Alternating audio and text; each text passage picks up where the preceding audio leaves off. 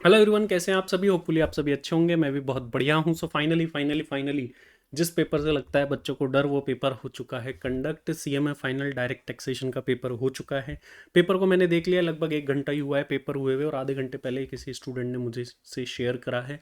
मैंने इसके एमसीक्यू के सारे आंसर्स कर लिए हैं, और इसके साथ साथ ही डिस्क्रिप्टिव क्वेश्चन का एक लुक लिया। देखिए, इतने कम टाइम में पॉसिबल नहीं होता है, लेकिन मैंने सोचा कि आप लोगों तक ये पहुंचा दे एटलीस्ट, कि आपको पता चल जाए। और इस बार टेंशन मत लीजिएगा, डिस्क्रिप्टिव का भी मैं पूरा आंसर बना करके डालूंगा। हालांकि उसमें टाइम लगता है, एज ए टीचर हमारी रेस्पॉन्सिबिलिटी ये होती है कि हम ज़्यादा से ज़्यादा चीज़ों को करेक्ट भी करें। अगर मुझे रफली पेपर डालना तो मैं अभी भी डाल दूँ, लेकिन मैं कोशिश करूंगा कि आपको हर आंसर को विथ वेरिफिकेशन सारी चीज़ों को करूँ। एमसीक्यू में भी मैंने चीज़ों को वेरीफाई करने की भी कोशिश करी है।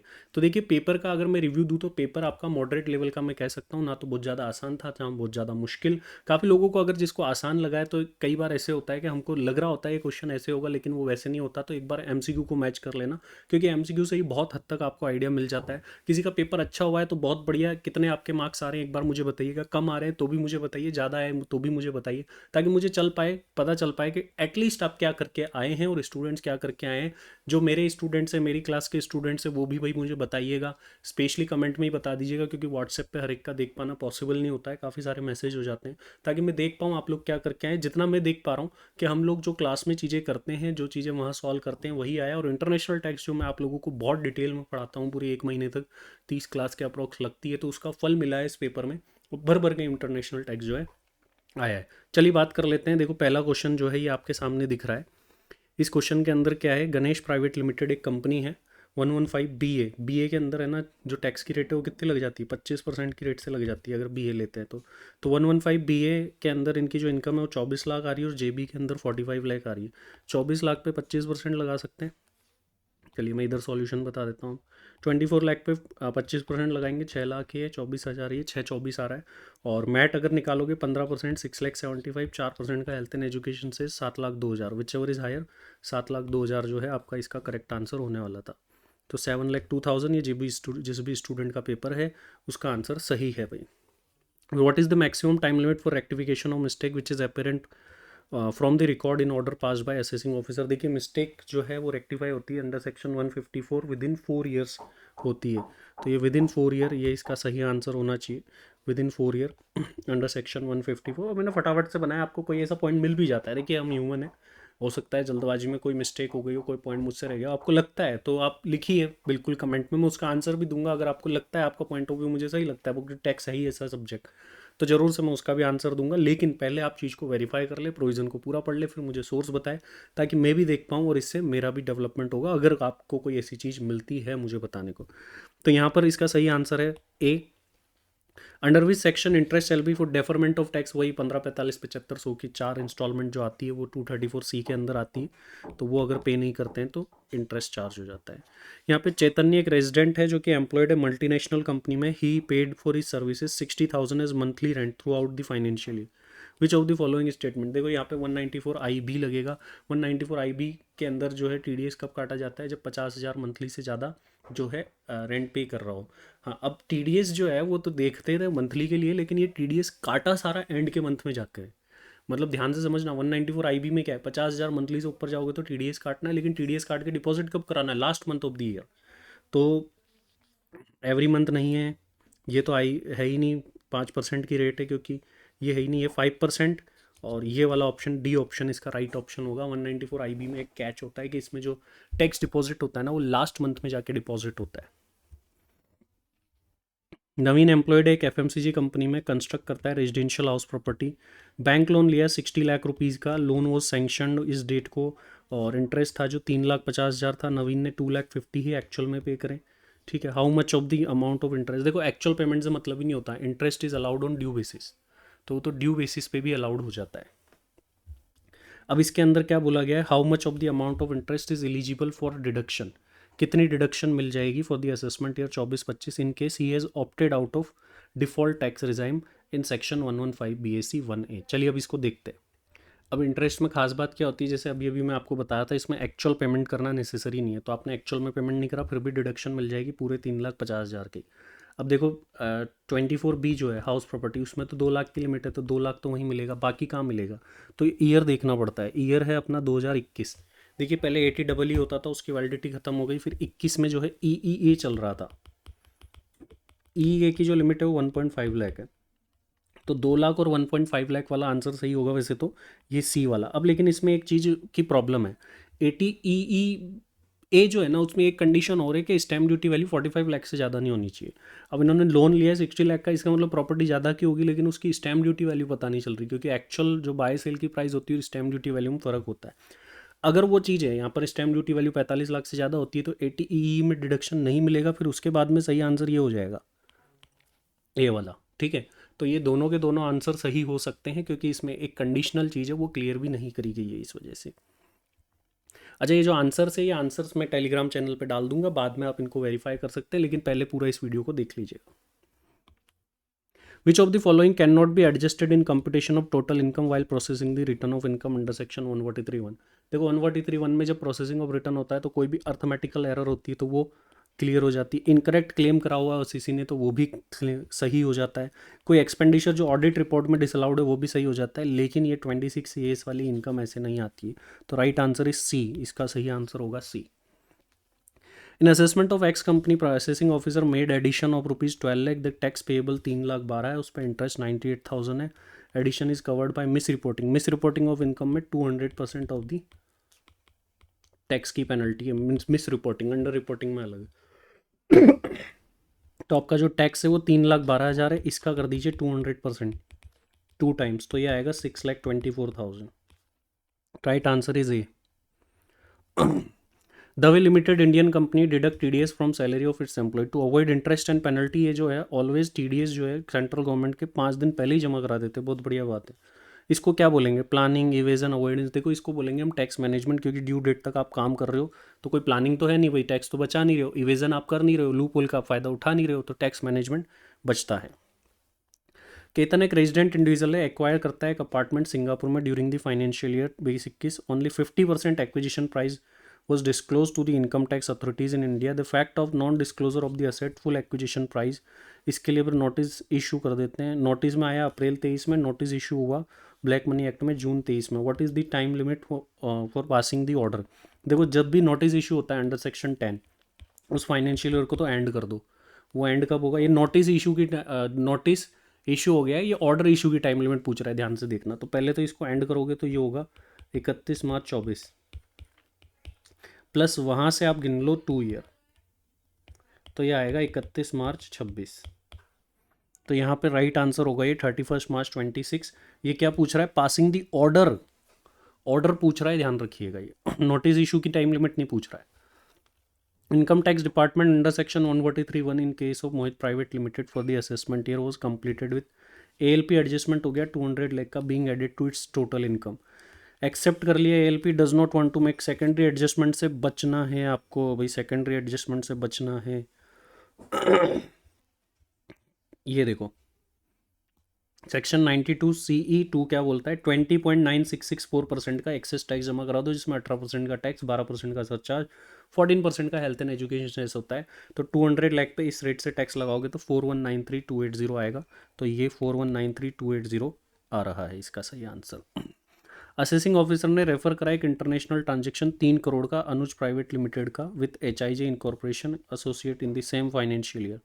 अनुज प्राइवेट लिमिटेड ने एंटर करा एक सिमिलर ट्रांजेक्शन LLP के साथ, ठीक है, सिंगापुर की, with RST LLP Hong Kong for ₹12 crore. What is the scope of, देखो ये पूरी बात खत्म, ये कोई मतलब ही नहीं इस बात का, यहाँ से क्वेश्चन शुरू हो रहा है। What is the scope of power of transfer pricing officer as regard to determination of LLP in respect of international transaction entered into by Anuj private limited?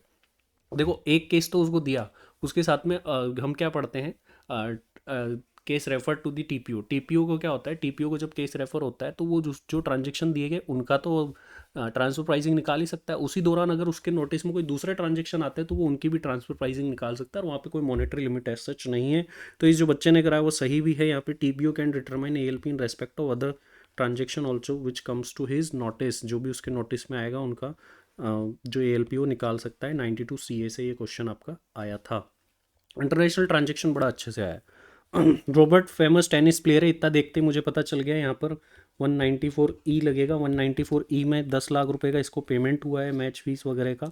TDS कितना कटेगा? तो 194A में परसेंट 194E में non resident sports person को अगर payment करते हैं तो ये 2,08,000 आ जाएगा, 10 लाख का 20.8%। The order of transfer pricing officer in determining the arms length price of an international transaction is binding on which of. देखो ये वाला क्वेश्चन भी उसी सेक्शन से आया है, रेफरेंस टू टीपीओ, और ये वाला क्वेश्चन भी ये उसी क्वेश्चन से आया है। अब ये जो टीपीओ का ऑर्डर होता है ये सिर्फ एओ के ऊपर बाइंडिंग होता है, एओ के लेवल तक, तो इसका सही आंसर है असेसिंग ऑफिसर ए। लेखा एंड कंपनी एंटर इंटरनेशनल, देखो मजा आ गया, इंटरनेशनल टैक्स इतना सारा आ गया, अगर आप मेरी मैराथन देख के गए होंगे ना तो ये 10-12 नंबर तो वहीं से आ जाए। How much is the penalty ले 271 BA की पेनल्टी भाई, रिपोर्ट ऑफ अकाउंटेंट अगर फर्निश नहीं करते हो 1 लाख रुपए की। D is the correct answer. Which of the model of the DTAA is generally followed by India.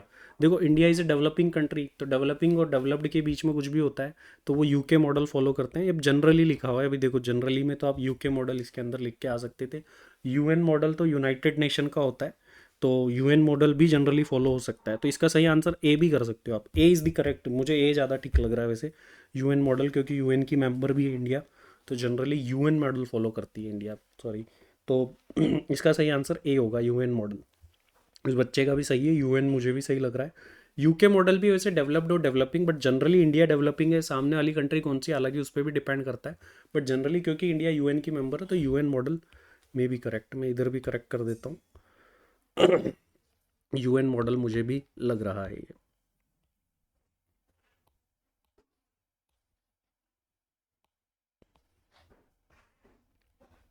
ये हमारा हो गया ए, यूएन मॉडल। इसके बाद के क्वेश्चन देखो, बड़े बड़े क्वेश्चन आ गए भाई। पहला जैसे अगर आप मेरी लास्ट इंपॉर्टेंट टॉपिक्स की वीडियो देख करके गए होंगे, पेपर वैसा ही बताया जैसा मैंने बोला था, अप्रॉक्सीमेट उसी एरिया के उसी टॉपिक से पेपर जो है आपको मिल रखे हैं। पहला टॉपिक जो था, अब इतना बड़ा क्वेश्चन है इसको मैं सॉल्व करूंगा, ऑब्वियसली इतने कम टाइम में नहीं हो सकता, काफ़ी सारे पॉइंट्स इसके अंदर आए हैं। पूछा गया इनकम निकालनी है, स्पेशल प्रोविजन इग्नोर कर देने, तो आपको यहाँ पे टैक्स लाइबिलिटी बोलिए तो नॉर्मल टैक्स, टैक्स लाइबिलिटी भी नहीं पूछी, सिर्फ टोटल इनकम ही पूछ ली। ठीक है, तो सिर्फ टोटल इनकम निकाल के छोड़ दो यहाँ पे, तो मैट भी नहीं करना, क्योंकि अगर टैक्स पूछते तो नॉर्मल भी निकालना होता और मैट लाइबिलिटी भी। देखो required to compute the total income, सिर्फ टोटल इनकम निकाल के छोड़ देनी, बस एडजस्टमेंट पीजीबीपी अगर आपको आता है तो वहाँ से ये क्वेश्चन आप कर सकते थे। इंडियन रेजिडेंट है, एज इतनी है, फॉलोइंग इन्फॉर्मेशन। देखो अब यहाँ पे इसकी कुछ इनकम्स दे दी, क्या बोल रहे हैं आपको, डिफ़ॉल्ट और नॉर्मल किस में जाएगा, तो ये टैक्स प्लानिंग का क्वेश्चन हो गया। आप नॉर्मल के अकॉर्डिंग में निकालेंगे और जो डिफ़ॉल्ट है उसके अकॉर्डिंग, दोनों के अकॉर्डिंग टैक्स निकालेंगे, जिसमें कम बन रहा होगा वो डिसीजन दे देंगे। सेम मैंने आपको बताया भी था कि टैक्स प्लानिंग इवेजन इसी टाइप का सैलरी का क्वेश्चन आ सकता है, ऐसा कुछ वैसा ही आया। बी कंपनी के लिए टैक्स प्लानिंग का क्वेश्चन है। 115BAA ऑप्ट करे या ना करे, इससे रिलेटेड ये क्वेश्चन है, और ये पीजीबीपी का क्वेश्चन था, मैट नहीं था। मैंने अभी अभी देखा कि उसमें सिर्फ आपसे टोटल इनकम ही पूछी, अगर टैक्स पूछता तो उससे। अब 115BAA का क्वेश्चन था जिसमें 22% का टैक्स, 10% का सरचार्ज, 4% का बाय डिफ़ॉल्ट हमेशा ही लगता है। तो भाई मैं तो इसको सॉल्व करे बिना भी लगभग लगभग बता सकता हूँ। इनकी इनकम्स वगैरह देख लेते हैं, निकालना पड़ेगा बिना देखे। देखो इस पर 25% ही टैक्स लग रहा है नॉर्मल तो, लेकिन 115BAA लेंगे तो काफ़ी सारे डिडक्शंस चले जाएंगे। तो मेरे अकॉर्डिंग, अभी मैंने सॉल्व भी नहीं करा, ऊपर ऊपर से बता रहा हूँ, 115BAA नहीं लेने में हो सकता है बेनिफिट आ जाए, but I am not sure, मैं देखूंगा। बट 115BAA ना लेने में हो सकता है बेनिफिट ज़्यादा आ रहा हो। जिसने किया है वो बताना क्या है आपका। पटेल इन कंपनी में 4 इंडिविजुअल शेयर होल्डर है, decided to convert company into LLP. भाई कंपनी टू एलएलपी कहाँ पढ़ते हो sir, company to LLP business restructuring में, तो वो कैपिटल गेन और उससे रिलेटेड वाला ये क्वेश्चन था आप लोगों का। पोल एक फॉरेन कंपनी है, सिविल कंस्ट्रक्शन में लगी। भाई सिविल कंस्ट्रक्शन का स्पेशल सेक्शन है, यहाँ पर बच्चे अटके होंगे मुझे लगता है। 115BBB 10% जो है प्रिजम्पटिव इनकम यहाँ पे ली जाती है, अमाउंट पेड और पेएबल आउटसाइड इंडिया दोनों की। तो ये वो वाला काम यहाँ पर आप लोगों को करना था, तो ये एक वो चीज़ थी आपको यहाँ पे वो करना था। 115BBB 10% लेके लगाना था, कम लोगों का सही होगा मुझे लग रहा है। इसके बाद ये क्वेश्चन असेसमेंट प्रोसीजर से था, नॉर्मल सा क्वेश्चन था। देखो मैं यहाँ पे डिटेल आंसर नहीं बता रहा हूँ, मैंने तो खुद ही अभी पूरा नहीं पढ़ा है, बस रिव्यू कर रहे हैं कि क्वेश्चन किस टाइप के थे। तो 263 264 का जो रिवीजन आता है उससे क्वेश्चन था, नॉर्मल सा लग रहा है। और मैंने आपको जो लास्ट क्लास में एस्टिमेट बताया था उसी के अकॉर्डिंग पेपर अभी चल रहा है, और वैसा ही पेपर आया है। आप जाके देख भी सकते हो इंपॉर्टेंट टॉपिक और कौन से नंबर पे कौन सा क्वेश्चन आ सकता है। यहाँ पे लीगल प्रोविजन लगाने थे, ब्लैक मनी एक्ट 30% का टैक्स लग जाता है, वो वाला क्वेश्चन है यहाँ पर। अब देखो ब्लैक मनी एक्ट के 2 क्वेश्चन हो गए, 2 4 नंबर के अप्रोक्स तो हो ही गए हैं ये क्वेश्चन। फिर इसके बाद आईसीडीएस का क्वेश्चन आपको दे दिया जो कि जनरली कम आता है लेकिन 2 मार्क्स में ही दिया है। एडवांस टैक्स से रिलेटेड क्वेश्चन दे दिया, तो जो छोटे मोटे मिसलिनियस टॉपिक होते हैं ना उनको भी नहीं छोड़ा इस बार। यहाँ पे इंटरेस्ट पूछ लिया, ठीक है भाई। बाकी सब कुछ निकालेंगे, अभी तो बस डिस्कस कर रहा हूँ आप लोगों के साथ में, एमसीक्यू में बता ही चुका हूँ।